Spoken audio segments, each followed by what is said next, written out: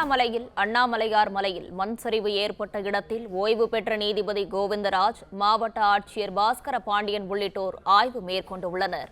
இதுகுறித்தான கூடுதல் விவரங்களோடு இணைகிறார் செய்தியாளர் பாண்டியன். வணக்கம் பாண்டியன், இது குறித்தான முழு விவரங்களையும் பதிவு பண்ணலாம். வணக்கம்.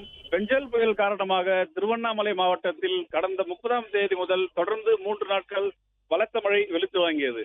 இதனால் மாவட்டத்தில் பல்வேறு நீர்நிலைகள் நிரம்பி வெள்ள நீர் சாலைகளில் பெருக்கெடுத்து ஓடியது. குறிப்பாக கடந்த 1ஆம் தேதி அண்ணாமலையார் கோயில் பின்புறம் உள்ள மலையிலிருந்து சுமார் 40 டன் பாறை ஒன்று உருண்டு வந்தது.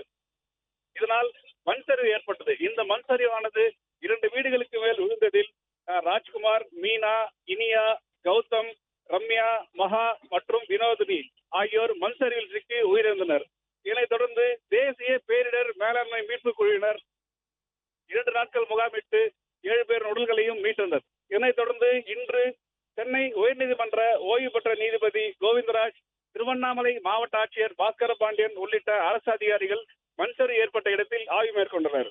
மேலும் இந்த இடத்தில் உள்ள மக்களுக்கு எத்தகைய பாதுகாப்பு அம்சங்கள் செய்து கொடுக்க வேண்டும் என அதிகாரிகளுடன் ஆலோசித்தனர். விவரங்களை வழங்கியமைக்கு நன்றி பாண்டியன்.